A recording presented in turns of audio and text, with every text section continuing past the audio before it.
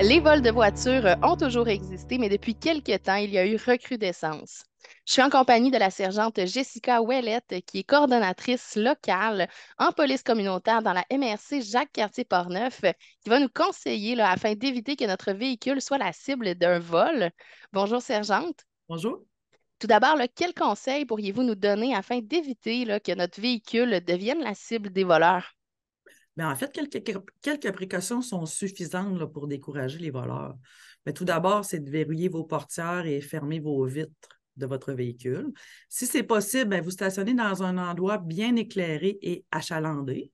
Ne laissez jamais en marche votre véhicule et sans surveillance. Ne cachez pas vos clés dans le véhicule ou sous le véhicule car les voleurs connaissent les cachettes.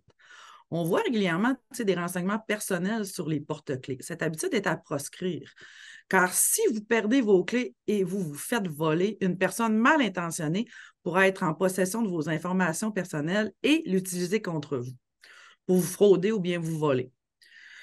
Pour terminer, c'est d'utiliser un système anti-vol. C'est une bonne option pour protéger vos véhicules. Vous pouvez vous informer auprès de votre compagnie d'assurance sur les avantages d'en obtenir un. Qu'en est-il là, des vols à l'intérieur des véhicules? Il ne faut pas oublier que les voleurs peuvent également s'intéresser aux objets dans votre véhicule. Mettez-les à l'abri, déposez-les dans le coffre à gants ou dans une boîte ou sous une couverture. Particulièrement dans la période des fêtes là, qui arrive bientôt, on sait que c'est plus propice d'effectuer plusieurs achats de valeur.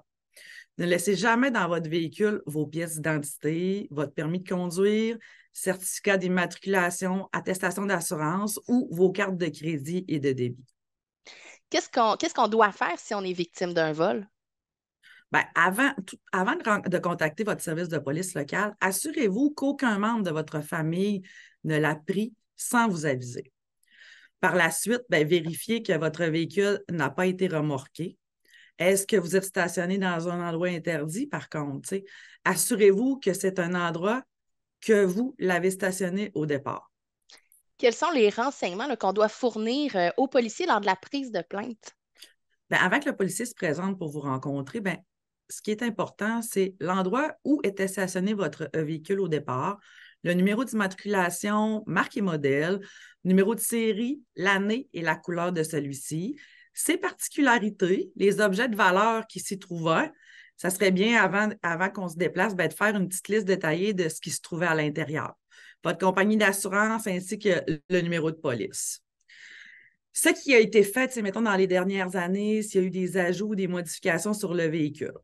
Sachez qu'il existe aussi là, sur une capsule SQTV sur notre site, notre chaîne YouTube, la Sûreté du Québec. Puis si vous voulez en apprendre davantage sur le travail des policiers lorsqu'un véhicule est déclaré volé, vous pouvez aller la voir. Merci beaucoup, sergente Ouellette, de nous avoir Merci. informés sur le sujet. On se retrouve bientôt pour une autre capsule en collaboration avec la Sûreté du Québec.